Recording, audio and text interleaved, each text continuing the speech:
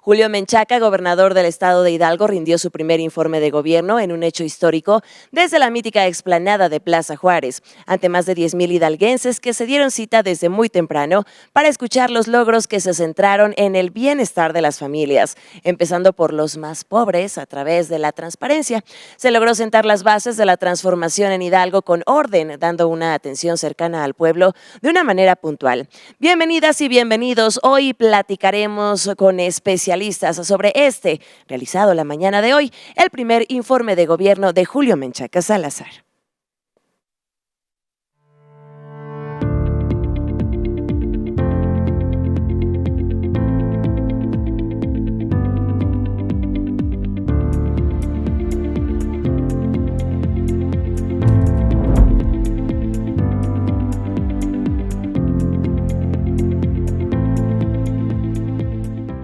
Estamos completamente en vivo, saludándole esta noche y agradeciendo su compañía en Sobre la Mesa.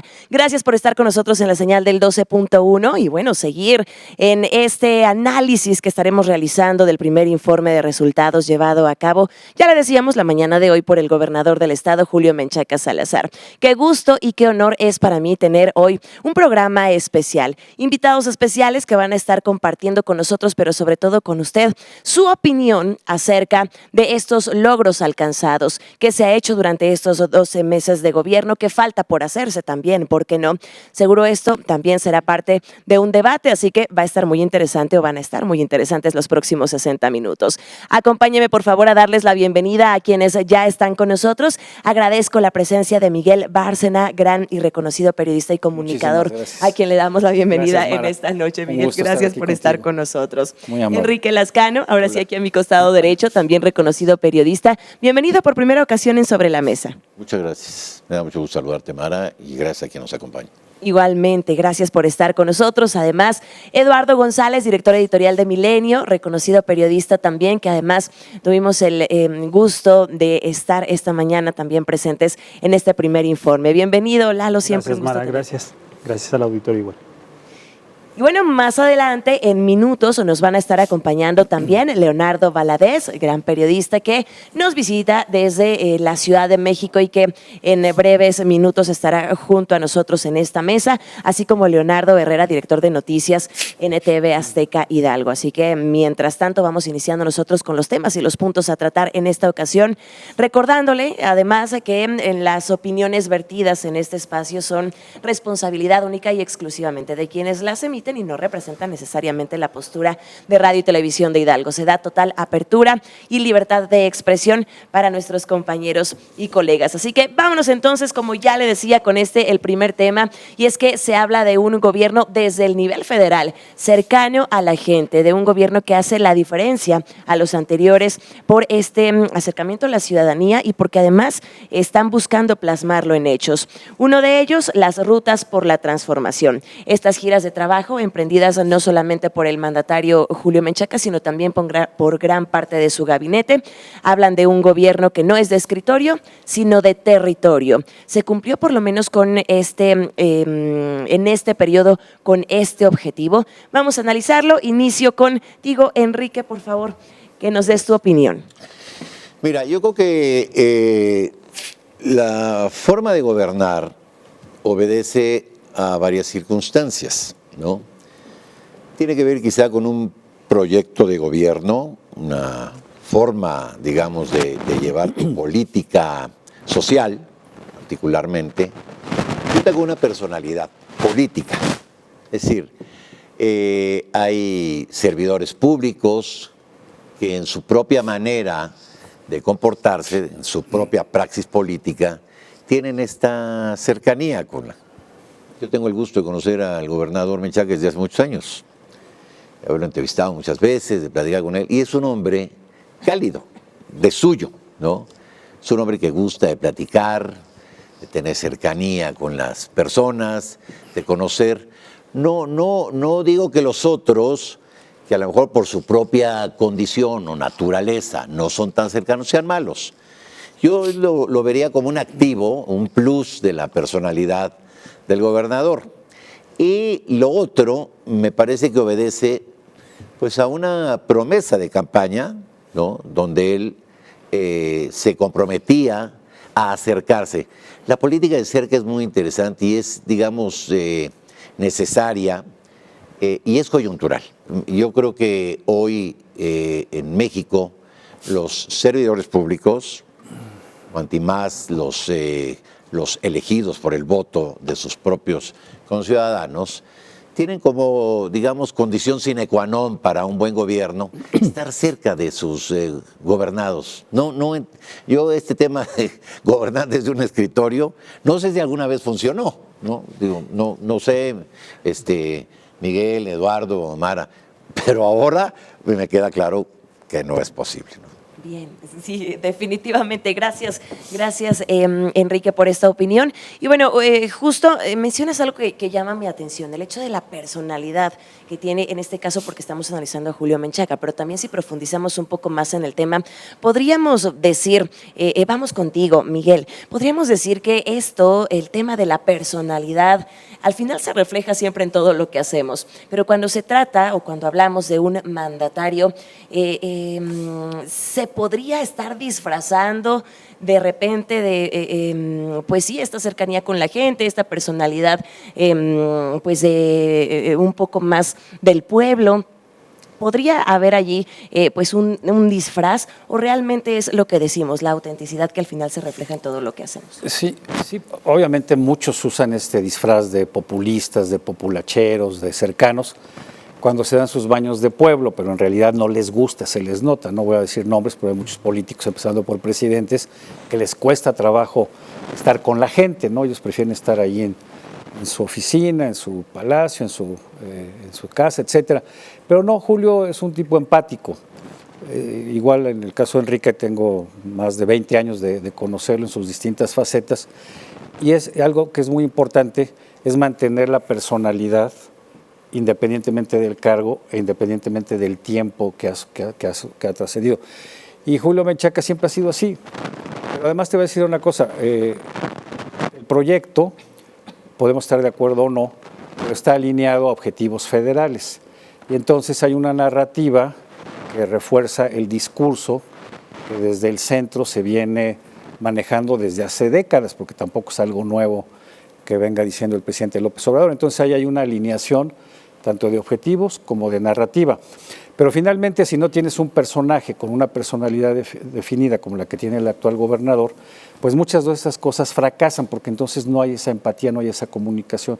En este caso creo que se logra y desde la campaña vimos que lo importante, como decía Julio, candidato, era escuchar a la gente, ¿no? Ahí se notaba, y se nota también falso, ¿no, Miguel? Cuando se les nota cuando están, no lo hacen de... Digo, cuando se dan sus baños de pueblo se nota que como hay algunos que saludan, inmediatamente van y se ponen gel o se lavan las manos. Pero te voy a decir algo, también es muy importante, como decía Enrique, el contexto y el momento histórico, porque la campaña de Julio Menchaca, desde que se empieza a perfilar como candidato, son las campañas post-COVID, donde la gente estuvo encerrada mucho tiempo, estuvo guardada mucho tiempo, donde no hablaban, donde no le escuchaban, donde perdieron sus empleos, mucha gente perdió la vida de sus familiares, de sus seres queridos, y entonces viene esta coyuntura política electoral y la gente quiere salir, quiere que te escuchen y quiere que te resuelvan cosas. Y yo creo que en ese sentido se conjuntaron todos estos aspectos, todos estos elementos que han hecho hasta hoy, un año después, que haya resultados. Y los resultados no solo son las cifras o los números que nos pueden decir los políticos, sino que se mide precisamente en términos de popularidad, en términos de eficiencia. Y yo en esta primera intervención creo que, conjuntando todos estos elementos, creo que lo han hecho bien.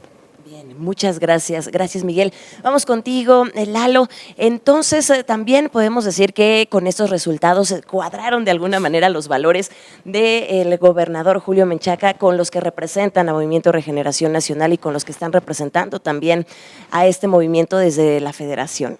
Gracias, Mara. Sí habría que también hacer eco en lo que dice Miguel, un gobierno, diferenciar un gobierno populista a un personaje que está siendo cercano, que está teniendo una personalidad, pues que está siendo sobresaliente, incluso por encima a veces de la gente que colabora con uno. Muchas veces distingue más el gobernante de los que están junto a él, precisamente por este tipo de características que ya lo había hecho Julio Menchaca, ¿no? Lo hemos visto incluso la gente que lo conocemos, como bien menciona también Manolo, esta situación de lo que fue la campaña, de lo que fue la época del COVID y lo que fue ahora ya un año después toda esta situación que se está viviendo en el estado de Hidalgo. Creo que las rutas de la transformación cumplieron con ese objetivo que ya había trazado Julio desde el inicio de su carrera rumbo a la gubernatura. Él quería tener acercamiento con la gente de algún modo, no iba a poder llegar en caravanas de auto, no podía haber llegado en alguna situación incómoda para que la gente se sintiera presionada. Y en este caso las rutas de la transformación fueron este vehículo que permitieron tener el contacto con la gente, las audiencias, las mesas de acercamiento. Creo que cumplieron ese propósito, pero también lo cumplieron y van a tener que pasar a un segundo episodio, que es el segundo año. Entonces no va a ser una fórmula que va a funcionar completamente. Tampoco va a funcionar siempre el tema de el gobernador llegando a todos los eventos. Tienen que empezar ya a reformular algunas cuestiones a partir de este segundo año, que creo que precisamente ahí la gente que rodea al gobernador va a tener que sacar todo ese talento que anda presumiendo a veces para poderle ayudar en este caso, porque sabemos que cuando dejan solo a un gobernante, y lo hemos visto en muchas. También decía Miguel, muchos gobernantes, presidentes que están ahí en sus oficinas y en sus escritorios, pues de repente ya terminan absorbidos por toda esta situación y esta presión que les genera el tema de la popularidad. Entonces creo que sí, las rutas cumplieron este propósito en este primer año de gobierno de Julio Menchaca y ya tenemos que entrar a lo que es el segundo año, ver cuál es la realidad y cuáles son las metas a conseguir, ¿no? Así es que sin duda tendrán que irse cumpliendo ciertas etapas. Hace unos momentos también Miguel mencionaba el tema de las campañas o de las acciones que se realizaron durante las campañas. Además, bueno, ahora este primer año que es parte de lo que se cumplió precisamente de esas promesas y entonces viene ya también que continúe el cumplimiento de lo que se hizo, por ejemplo, ahora en las rutas por la transformación. Se escuchó a los ciudadanos, se escucharon sus demandas, ya se cumplió con eso, pero bueno, ahora también dar respuesta a ello seguro que será otra de las tareas. Es momento de que hagamos juntos rapidísimo una pausa. Le invitamos ahí en casa que continúe con nosotros. Le recordamos que en este programa especial de Sobre la Mesa estamos llegando completamente en vivo hasta sus pantallas y dispositivos móviles. Para que nos siga, tenemos transmisión en vivo en el perfil de Hidalgo Noticias RTH, así que ahí esperamos también sus comentarios. Vámonos juntos rapidísimo al corte, pero quédese con nosotros que al regresar se incorporan a esta mesa Leonardo Valadez y Leonardo Herrera. Ya volvemos.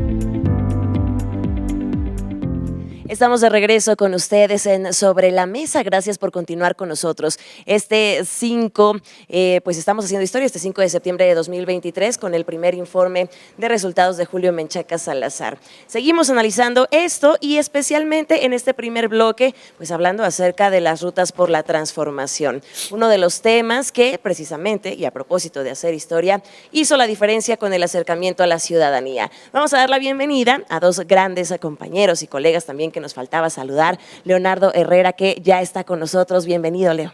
Gracias, Mara, compañeros. Muy buenas noches. Muchas gracias por la invitación. Gracias por aceptar y por tomarse el tiempo de acompañarnos. Y bueno, tu tocayo también, Leonardo Valadez, que está con nosotros. Nuevamente, Leonardo, bienvenido. Siempre es un placer estar con ustedes. Tocayo, es un gustazo. Gracias por estar con nosotros. Y bueno, pues es el turno ahora de ustedes, participar, opinar respecto a esto. El primer informe en el que tuvimos la oportunidad de encontrarnos esta mañana, escuchando pues de voz de nada más y nada menos que del gobernador del estado, parte de las acciones realizadas. Hablamos específicamente estas rutas por la transformación, llegando a los 84 municipios, escuchando las necesidades de la gente, pero además no solo eso, llevando también los apoyos para grupos prioritarios, para grupos vulnerables y vulnerados, como así también lo ha externado este gobierno. ¿Cuál es la opinión de Leonardo Herrera? A mí me parece que es un cambio de escenario, un cambio de discurso, un cambio de régimen, un cambio de actores, un cambio en términos generales planteado desde el inicio en la campaña, y en este primer año de gobierno creo se facilitan un poco las cosas, creo yo, Es como cuando decidimos reducir tallas o hacer alguna modificación. Lo primero te resulta muy fácil, ¿no? No es tan complicado porque fue de cumplir compromisos que habías hecho. Y uno de estos era justamente el combate a la corrupción, que empezó con el tema de la estafa siniestra y esta investigación que inició con la Contraloría y con el responsable de la Procuraduría de Justicia. La otra, la actuación con transparencia, que permitió al mismo tiempo un acercamiento con los diferentes integrantes del gabinete a las regiones, y esto que permitió decir al gobernador que se tuvo un acuerdo social para sentar las bases de lo que fue su gobierno. Es decir, escuchamos a todos, incluimos a todos y participan todos en el diseño de la administración, y entonces así eso enfocamos parte del tema del esfuerzo presupuestal, del esfuerzo de acción de cada una de las secretarías. Entonces, creo que en esas dos vertientes resultó este primer año, digamos, relativamente llevársela tranquila, con el cumplimiento de compromisos. Me parece que ahora sí empieza una cuenta regresiva con la parte de ya imprimirle, lejos del tema del combate a la corrupción, de la transparencia, ya alejado de estas acciones. Ahora sí viene la parte en la que tienes que mostrar tu sello de gobierno, y también viene la parte de incluir a esta nueva clase política, si me permiten, al proyecto político de la transformación, que no es un discurso, sino es un proyecto que va justo con Morena, pero que incluye a nuevos personajes, a mujeres, desde luego, ¿no? En las que ya hemos visto que tuvieron un papel importante en la conformación del gabinete. Entonces, yo así lo veo, fue una primera etapa de gobierno que no se complicó mucho en el tema de cumplir, y ahora viene, ahora sí, esta parte de veras, esta contrarresiva, donde también vemos algunas cosas y algunos saldos pendientes, ¿no? Me resuena mucho esta parte de ni lo mismo. ¿Se acuerdan del senador Monreal cuando en uno de los cierres de evento de campaña dice que lo único que le pide al gobierno es que no sea ni lo mismo ni los mismos? Y es una parte que creo que también todavía tiene algún saldo por ahí por atenderse en las diferentes secretarías. Bien. Gracias, Leonardo Herrera. Vamos con Leonardo Valadez, y es que, Leonardo, hace un año la gente confió en este proyecto de transformación. Ahora se habla de un gobierno cercano, justo y honesto. ¿Se cumplió con eso, hablando ahora especialmente de estas giras por los 84 municipios? Creo que le debemos mucho a Hidalgo Radio y Televisión. Le debemos mucho a la radio con todo lo que ha ocurrido. Le debemos mucho a los canales y sus repetidoras, pero más le debemos a las redes sociales. No hay día de Dios en que no abramos una página de internet en donde no encontremos al señor gobernador trabajando desde alguno de los municipios. Eso ha permitido que la gente lo tome en cuenta y él tome en cuenta a la gente. ¿Qué está ocurriendo? Acababa de decir el compañero Lascano, de otros gobiernos. Nos tocó vivir algunos desde Manuel Ángel Núñez Soto, Miguel Ángel Osorio Chong, Francisco Paco Olvera y Omar. Me cae muy bien Omar, por cierto.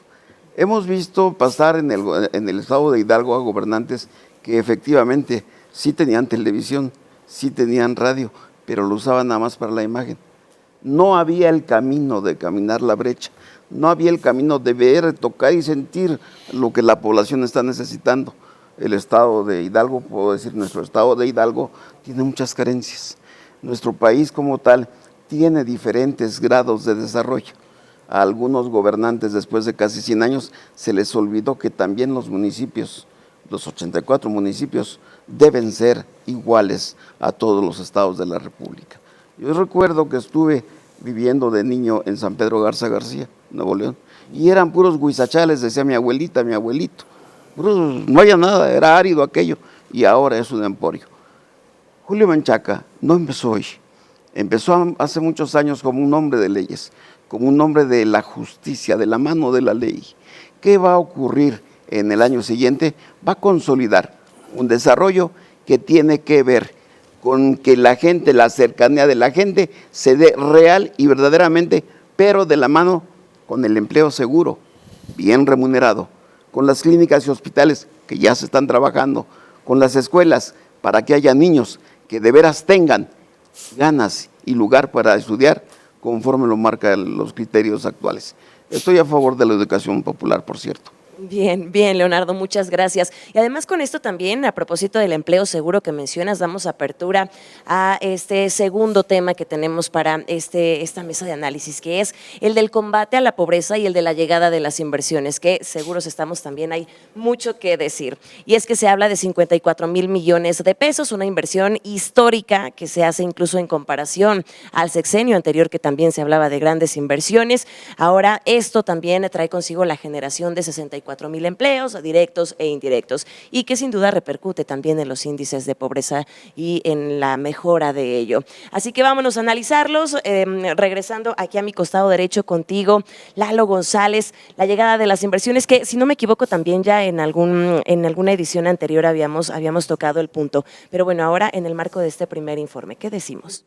Pues es importante resaltar que en un solo año se consiguió pues esta meta, ¿no? De no solo alcanzar un porcentaje de lo que representaba ya el sexenio anterior la mesa de inversiones en el estado de Hidalgo, sino que la entidad como tal es una tierra fértil para la llegada de capitales. No solo estamos hablando de este último año, hablamos de una década por lo menos, que en Hidalgo han estado llegando empresas fuertes y empresas de renombre nacional, y estamos hablando de cerveceras, estamos hablando de plantas armadoras de autos, y antes me comentaban, llegaba una empresa y se iba y cerraba cuando se iba el gobernador. Ahora se quedan las empresas, ahora están no solo reinvirtiendo, sino abriendo un abanico de proveedurías. Estamos hablando de que ya se abre también la industria turística.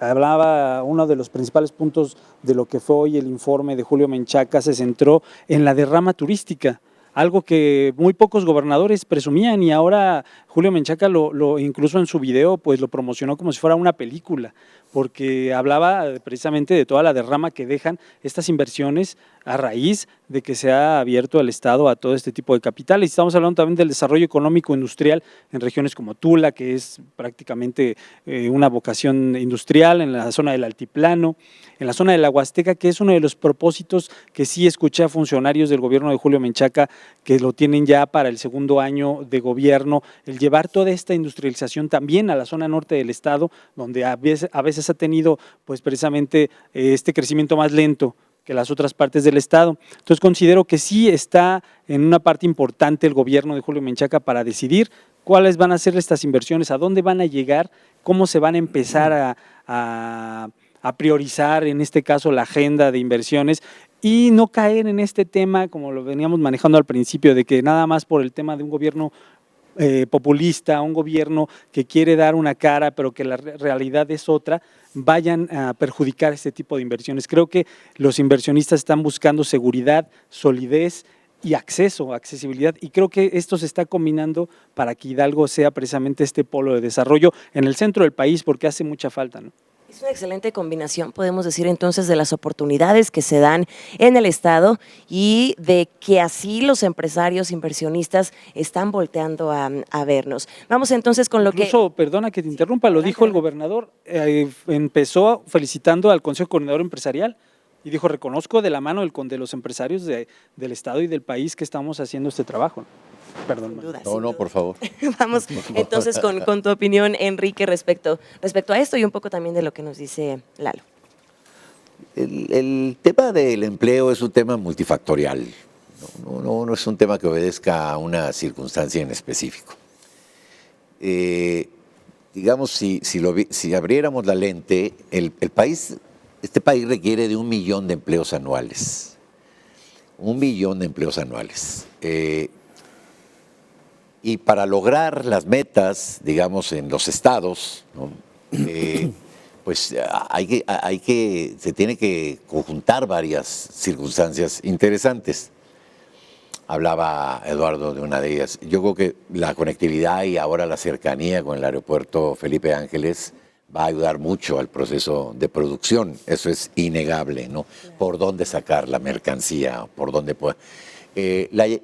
Los grandes capitales no tienen patria, ¿no? Los capitales van donde les ofrezcan seguridad y mejores rendimientos y posibilidades de desarrollo.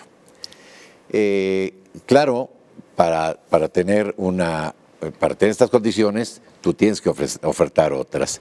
Y una de las más importantes hoy es ofrecerle seguridad al empresariado, a quienes van a invertir. Seguridad jurídica, que eso es muy importante, no cambiar las reglas del juego, ¿no? Y seguridad. Sí, que tú pongas una fábrica y que sepas que tus obreros van a llegar a su casa vivos y van a regresar a trabajar vivos. Esa es una realidad. El estado de Hidalgo es un estado que se ha caracterizado por esto, y esa es una labor importante. Es un estado con tranquilidad social. Y eso es una cosa extraordinaria, realmente, extraordinaria, ¿sí? En comparación con las otras entidades federativas. Bien. El estado de Hidalgo ofrece una ventaja competitiva en eso, en la posibilidad de comunicar y de que vengan inversiones con seguridad jurídica y seguridad pública. Perfecto, bien, gracias Enrique. Mucha razón además con esto del tema del aeropuerto que ahora también estará beneficiando, porque se hablaba mucho del beneficio directo para el sector turístico, pero no solamente es eso, es la llegada de inversiones, la llegada de empresas, la facilidad y la movilidad y el transporte. Vamos contigo, Miguel, ¿qué opinión te merece esto? Coincido, suscribo plenamente lo que dicen, y hay algo que tiene Hidalgo que no se lo da a nadie, que es su ubicación geográfica, ¿no? Aquí siempre ha estado y aquí va a estar. Claro. Pero se ha desaprovechado precisamente porque, como mencionaba Enrique, Lalo tiene la seguridad que es necesaria para invertir, pero tiene la ubicación para la conectividad con el norte, con San Luis Potosí, con la Huasteca, Tlaxcala, Puebla, el Estado de México, por supuesto la Ciudad de México. Pero no se había aprovechado pues, por falta de sensibilidad o por falta de iniciativa. Y ahora, con todo lo que va ofreciendo la tecnología, todo lo que se va avanzando, esto se va convirtiendo en un plus, porque si sumas la ubicación geográfica más la seguridad que brinda el Estado, puedes generar esa inversión que se requiere para, a su vez, generar empleos. Pero ahora viene la parte más complicada y que no es tan fácil, que es la educación y la capacitación. Si realmente queremos aspirar a sacar de la pobreza a más mexicanos, en este caso a más hidalguenses, primero les tienes que dar de comer bien, los tienes que educar y los tienes que capacitar para que puedan aspirar a tener trabajos de nivel, bien pagados, y no como sucedió en muchos años anteriores, en donde pues, se ponía una empresa maquiladora y se les pagaba 3 pesos y se acabó, ¿no? Entonces es muy importante. Ya tenían empleo. Ya tenían empleo, pero empleos mal pagados, ¿no? O empleos pues, que no duraban mucho tiempo. Entonces creo que el reto ahora es ese, ¿no? Hidalgo también se caracteriza por ser un estado con una importante oferta educativa de nivel medio y superior, y eso habría que potencializarlo aún más. Y también todo va de la mano, y lo que ofrece Hidalgo en términos de inversión o de captación de inversión, también lo ofrece en términos de desarrollo turístico y económico. Si mal no recuerdo, Hidalgo debe tener 50 y tantas áreas naturales protegidas, tanto federales como estatales. Se crea en esta administración no sé bien el nombre, una dirección de parques o de áreas naturales, que ofrecen un potencial distinto, turísticamente hablando, al del turismo convencional o tradicional. Mucha gente después del COVID busca el turismo de proximidad, donde no tienes que tomar aviones o trenes, donde vayas en tu coche, puedas ir y venir, por el tema de la seguridad, el tema de la salud, pero también el tema del costo. Y en ese sentido, Hidalgo también tiene un potencial a desarrollar que también requiere capacitación para servidores públicos, servidores del sector turístico. En fin, bien. Yo creo que sumando todos estos factores, podemos pensar a mediano y a largo plazo que este se va a convertir no solo en un estado, sino en un polo detonador de desarrollo del centro del país y hacia los estados o hacia las regiones que lo rodean. Bien, muchísimas gracias, Miguel. Leo Herrera, ¿qué decimos de esto? ¿Hidalgo podría ser un polo más adelante, un polo de desarrollo? Hidalgo siempre ha estado en la competencia de los grandes proyectos nacionales. Lo estuvo esta vez con Tesla. Y desde Manuel Ángel estuvo en la pelea del aeropuerto. En ese entonces se decía, no teníamos aeropuerto, tenemos un aeródromo y no hay posibilidad de ofrecer. Y creo que al final, todas estas ventajas que han dicho Enrique, Miguel, Eduardo, son los potenciales que no se han logrado detonar. ¿Por qué? Porque pues, las administraciones han dejado a medias algunos proyectos. Recuerdo la terminal nodal, esta logística, que permitía una distribución del centro al Golfo y al sur de toda la carga que venía empresarial, ¿no? Entonces, hoy los grandes capitales, como bien lo ha dicho Enrique, pues ven dónde poner un peso que no esté en riesgo, en ninguna circunstancia, ni en el tema jurídico, ni en el clima laboral, y tampoco la carencia de mano de obra. Oye, y perdón, ahorita que mencionas clima, el clima también es muy importante, sí, ¿no? claro. Y aquí tienes esa gran ventaja que tampoco se debe 4 desaprovechar. climas. Tenemos todos en todas las regiones. Entonces, creo que el portafolio de ofrecimiento a los grandes capitales va desde una zona como la Huasteca, que es virgen pero que tiene conexión con la parte norte del país, hasta la zona sur, que está territorialmente conectada a Querétaro, por ejemplo, ¿no? Y el centro a lo que es simplemente la Ciudad de México, que es el centro comercial más importante del país. Entonces, me parece que hoy lo que toca a las autoridades en turno es verdaderamente generar que todas estas condiciones de las que ya hemos hablado sean aprovechadas para no generar empleos de 3 pesos, ni tampoco solo 10 empleos bien pagados, sino que verdaderamente hoy se demuestre que con todo este portafolio que son capaces de crear las autoridades con los empresarios locales, porque además aquí es el 96% de las microempresas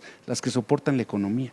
Pero además esas empresas son las que le facilitan la pieza y la manufactura a las grandes empresas, son proveedoras. Entonces, toda esta cadena, las cadenas de producción y de valor, esta cadena de producción, esta cadena de valor es importante darle ese valor agregado, ponerlo en la mesa y ahora sí, si ya tenemos todas estas condiciones, ahora sí por la bolsa grande y generar verdaderos indicadores de bienestar. Porque esto de los empleos y las inversiones lo venimos viendo desde Manuel Ángel Núñez, que era uno de los promotores de la iniciativa privada, negociador del Tratado de Libre Comercio, es decir, tenía las grandes conexiones con empresarios en Canadá y en Estados Unidos. Entonces, hoy sí es momento de que todo esto se consolide, porque nos hemos quedado a la mitad, esa es la realidad. Porque por eso estamos en el indicador económico y en el indicador de bienestar en el que estamos. El país sigue estando, el Estado sigue estando entre los 5 con mayor pobreza en el país. Entonces, esto, a pesar de todas estas condiciones que decimos tener, si no se refleja en este bienestar general, no, simplemente no se está aprovechando y falta esa parte, falta ese escalón, creo yo. Quizá entonces, gracias Leo, por ahí faltó darle prioridad a estos temas en las administraciones anteriores, ¿no? Y que ahora lo estamos viendo, pues sí, como uno de los temas principales. Vamos a hacer juntos rapidísimo una pausa, porque el tiempo nos come en televisión. Vamos a hacer juntos rapidísimo una pausa, pero falta escuchar también la opinión de Leonardo Valadez respecto a este tema, y también más adelante estaremos compartiendo con usted las opiniones acerca del tema de seguridad, del combate al robo de hidrocarburos, que es otro de los que han destacado en esta administración. Así que quédese con nosotros, que vienen más temas interesantes en unos minutos. Ya volvemos.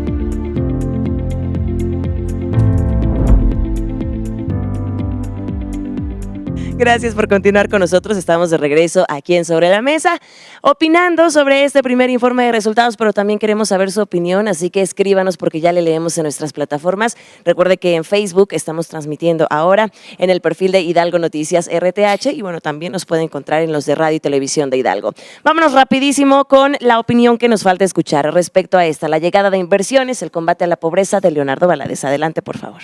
Sí, claro, he visto a un ciudadano gobernador interesado en las inversiones. En alguna ocasión recientemente platiqué con él en su oficina y me hablaba de inversiones de China que ya estaban aquí fortaleciéndose, y me acordé por Núñez Soto, que estaba con él, que acudió con él a la oficina del ciudadano gobernador. Y yo creo en un hombre que ha sabido desde la campaña para senador acercarse, y voy a repetirlo, a la gente. ¿Por qué lo digo? Porque una cosa es la macroeconomía, lo que Núñez Soto manejó muy bien por sus relaciones en Canadá y en Estados Unidos, con Jaime Serrapuche en la época del Tratado de Libre de Comercio. Y otra cosa es el que nosotros tenemos una inmensa población, en subdesarrollo, para no llamarle de otra manera. ¿Qué tenemos que hacer? Decía un rector de la UNAM, creo que Guillermo Soberón, alguna vez que platiqué con él, creo que aún no era rector cuando me dijo, Leonardo, lo que ocurre es que la universidad no es para crear profesionistas a que se contraten de salario mínimo de trabajo, está para que generen sus propias fuentes de empleo, para que sean empresarios. Y la mediana y la microempresa en este país son un soporte importante para Entonces, yo creo que estamos llamados de la mano de la macroempresa, la microempresa y el turismo al que hacen ustedes referencias. Creo que está muy cercano en la Ciudad de México, y creo que ya no nos gusta mucho ir a Cuernavaca, creo que anda peligrosón el tema, pero entonces venirnos para acá, Gobiernan entonces de la patada en Cuernavaca, a Hidalgo, Morelos. Hidalgo ahora ya mencionan pueblos mágicos, no, que ojalá Leonardo nos ilustraras. Pero son pueblos mágicos porque dejas tu coche cuando regresaste ya desapareció. Entonces la idea es esa, que haya nuevos empleos, pero también de las clases populares, de las clases medias y de las clases que requieren generar sus propios empleos, no el vender en la esquina, no, hablo de mini empresas. El emprendedurismo, ¿no, Leonardo? El de turismo es bueno, y además turismo España, hombre, ¿qué me dices? De eso vivieron Décadas. décadas. Gracias. Décadas. Gracias, Leonardo. Vámonos entonces con el siguiente tema, porque, pues ya lo decíamos, tenemos un poco el tiempo encima y no queremos dejar pasar uno de los temas más importantes que no solamente durante el primer informe en este día se mencionó, sino que también se ha hecho hincapié en ello desde el inicio de esta administración, porque es la principal demanda de los ciudadanos y con justa y total razón, porque además ya lo mencionábamos hace unos momentos, el tema de la seguridad, que lo que se ofrezca y lo que tengamos en el Estado sean sitios seguros. Específicamente, hablando del robo de hidrocarburos, que también es otro de los temas, se mencionan cerca de 2 millones de litros que fueron asegurados y bueno, también pues que descendió del primer lugar el estado de mayor robo de hidrocarburos, de Huachicol, al segundo lugar, que claro, no es nada que se tenga que aplaudir, no es algo que… para levantar la claro, medalla. Después de pero Puebla, bueno, ¿no? se está trabajando en esto. Vamos con las opiniones, por favor. Ahora voy a empezar por acá. Miguel. Pues mira, a mí me parece que es muy importante este combate por muchas razones. Uno, porque disminuyes la pérdida económica que implica el robo de un producto ya terminado y que tiene un gran valor en el mercado. Dos, porque pues eso también afecta el proyecto o la propuesta de la soberanía energética. Pero hay un tema, a mí me interesan siempre mucho los temas ambientales. El robo de Huachicol genera graves problemas de contaminación y graves problemas a la salud de los habitantes que están rodeados de esta zona. Hay estudios por ahí de cómo se afecta la tierra, cómo se afecta el acuífero cuando hay derrame de combustible, porque pues la gente se lleva o se roba lo que puede, ¿no? Pero lo demás se queda ahí y nadie se preocupa de eso, no hay labores de remediación, como se dice. Y eso afecta la tierra, afecta la productividad del campo, afecta el acuífero y afecta la salud. Entonces, el que se logre combatir este flagelo no solo tiene grandes ventajas desde el punto de vista productivo y económico, sino en términos de derecho a la salud y derecho a un medio ambiente sano. Claro, pasar del primero al segundo no dice mucho.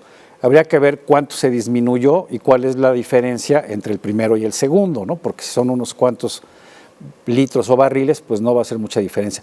Pero lo más importante, y con eso termino, es que creo por primera vez hay una coordinación interinstitucional entre el gobierno federal y el gobierno de los estados, porque la mayoría de las veces los estados se lavan las manos porque dicen que es un tema federal y entonces no hacen absolutamente nada. Yo creo que aquí en la medida en que hagan cada vez más los municipios, que también se hacen de la vista gorda, porque hay que decir que hay mucha corrupción con las propias autoridades municipales que toleran esto porque incluso de eso viven. Entonces tiene que haber una mayor coordinación municipal, estatal y federal, porque no puede ser que hoy en día, con toda la tecnología que hay, se sigan robando el petróleo, se sigan robando el combustible. No es creíble, vaya, ¿no? Entonces, creo que es un buen avance, falta mucho y habría que reforzar toda esta coordinación interinstitucional. Y que además no ha habido un escarmiento también con los riesgos que se corren al Y también, y los detenidos, ¿no? ¿Dónde están los responsables, no? Porque pues, hay muchos que le cierran el pozo, pero ahí siguen. ¿Tú qué nos dices, Enrique? Pues yo, bueno, no es que disienta lo que dice Miguel, pero en el catálogo de la delincuencia organizada, el huachicol no es un tema que a la ciudadanía, creo yo, le preocupe mucho. No es un tema, es decir, es un tema del gobierno federal, del gobierno de los estados, se fortalece al crimen organizado, a los grupos delincuenciales, pero yo no, es decir, a mí si abre un pozo o se roban una toma, a mí no me afecta como ciudadano. Hay otro tipo, Salvo y que hay otros rostros de la inseguridad. Salvo que haya una explosión, salvo que haya una explosión y se mueran Sí. 130 A ver, personas. claro, a ver, hay una cadena delincuencial, ¿no? Claro, ese es el tema. Si vemos lo que sucede, por ejemplo, en Puebla, que quizás sea la expresión más acabada del robo de huachicol, ¿no? Vemos como un día y otro, y se han contado 200 de tomas clandestinas de huachicol.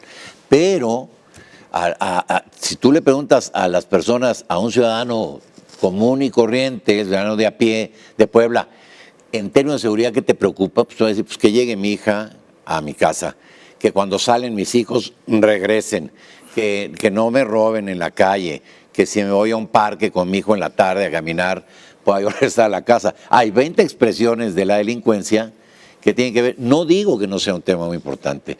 De hecho, en términos económicos, quizás sea de los más atractivos para la delincuencia. Pero hay 20 temas más cercanos.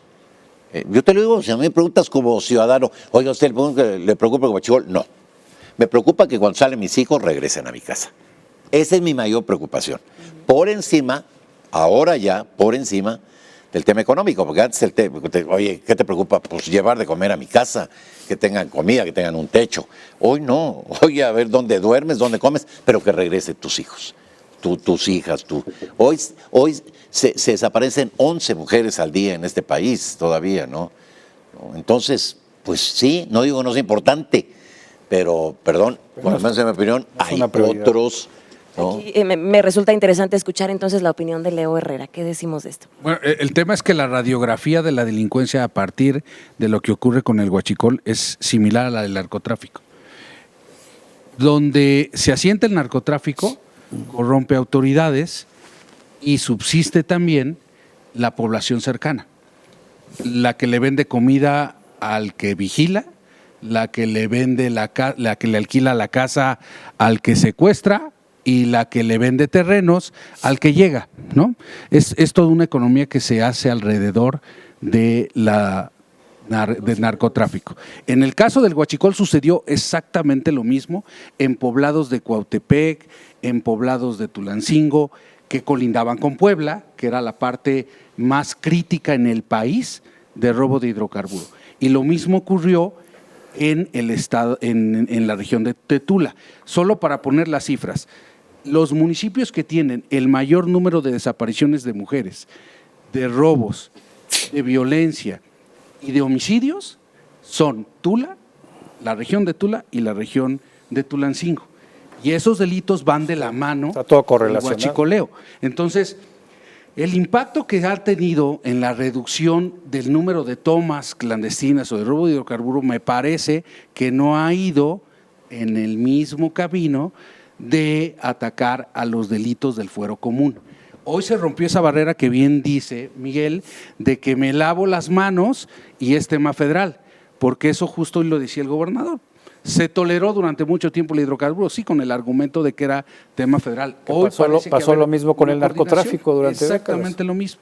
Y hoy han entrado al narcomenudeo, pero no han impactado en esas cifras que es consecuencia del huachicoleo y que aquí a nivel local sí lo hemos vivido.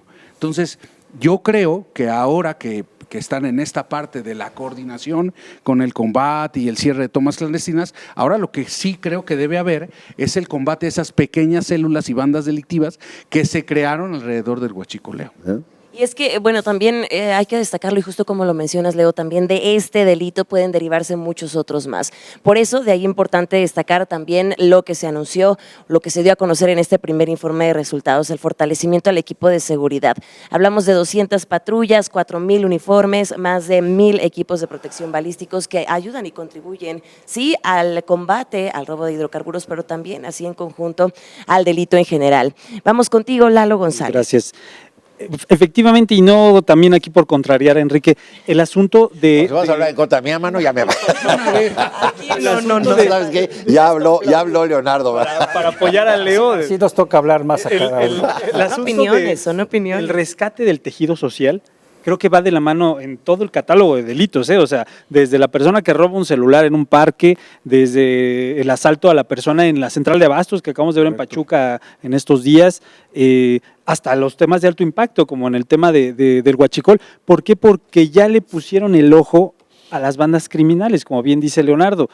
Estamos viendo cuál es uno de los principales resultados, más allá del decomiso de litros y litros y camiones y mangueras y herramientas, y ya dieron con la banda de los cenobios, por ejemplo, ¿no? Esta banda que azotaba y tenía integrantes en toda la región de Cuautepec y de Tulancingo, y que ya los tiene identificados, que ya agarraron a sus líderes, precisamente que venían del estado de Puebla, muchos, para que se frenara un poco. No se está combatiendo al 100%, evidentemente, pero ya se frenó un poco, por lo menos la cabeza, la estrategia que decía por ahí. Entonces falta todavía desmenuzar, es algo que México todavía no está enterado al 100% de cómo impacta el tema del huachicol. ¿Por qué en Hidalgo lo conocemos más, desgraciadamente? Porque lo hemos estado viviendo cotidianamente, todos los días en las noticias. Hubo episodios, y Leo no me va a dejar mentir, en donde todos los días reportábamos aquí en Pachuca temas de huachicol, y al otro día temas de huachicol, y todos los días. Entonces, sí es un tema que yo creo que se va a profundizar todavía más el siguiente sexenio. Si bien este sexenio federal, Andrés Manuel López Obrador, empezó incluso con una estrategia de protección a los combustibles, de llevar, cuando empezó el desabasto, pipas, ¿no? Y cerró y todo con Guardia Nacional y contratar choferes y cosas de este estilo. Ahorita ya parece que no pasó nada, ¿no? Porque no ha sido sistemático, no ha sido Así consistente, ¿no? Pero creo que para el siguiente sexenio viene a ser un golpe mediático y después lo vuelves a dejar. Ahora lo que dice Miguel también, y sobre todo si va a haber, cree que con tanta tecnología te roben, es decir, Pemex tiene un diagrama. Fíjate que en diciembre va a haber una planta coquizadora en Tula, lo anunció el presidente López Obrador en el informe, ¿no? Entonces va a estar la planta coquizadora en diciembre, y va a empezar a producir Dos Bocas, y va a haber mucho combustible en México, ¿no? Entonces, bien. Eso obligará a tener mejor tecnología. Bien. Vámonos con la opinión final, pero no menos importante. Leonardo Valadez, en materia de seguridad, hoy se dieron a conocer grandes resultados en este primer informe de gobierno. ¿Qué podemos decir de esto? ¿Se está trabajando? Yo creo que era de esperarse de un hombre que viene de las leyes, un hombre que viene de la disciplina del derecho, es llevar el derecho a la casa. ¿Qué es lo que pasa? Yo creo que huachicol sí, narcotráfico sí, todo sí, pero que regresen mis hijos a la casa, regresen mis hijas a la casa. Todos los días es una preocupación en algunas ciudades de la República. Afortunadamente todavía Hidalgo escapa de esa vorágine, pero yo creo que la seguridad, y hay un fiscal que creo que quiere meter la mano si es que va a ser la transición de ser procurador Santiago o no. Nieto. Santiago Nieto sabe de esto y sabe mucho. Yo quisiera hablar del huachicol y de la energía, pero la que se me da más es la energía nuclear y el plutonio y todas esas cosas. Tengo un libro escrito en la materia. Solo diría una cosa: antes el ejército cuidaba los ductos, antes las Fuerzas Armadas tenían logística para saber dónde, y había el control del propio sindicato para saber por dónde se estaba moviendo, dónde disminuía la presión y dónde había que acudir de inmediato. Se descuidó.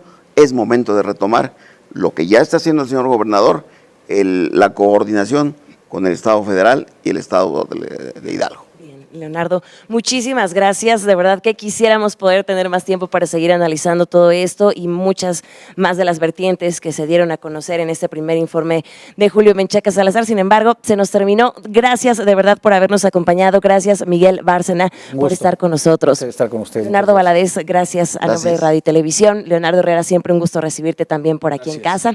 Gracias, Enrique Lascano, también por estar con nosotros. Y Lalo González, gracias nuevamente por estar aquí. Y gracias también a usted por haberse quedado con nosotros en estos 60 minutos. Le recordamos que todo tiene pros y contras, pero la mejor opinión la tiene usted. Gracias, que pase una excelente noche y quédese, que en minutos inicia Hidalgo Noticias.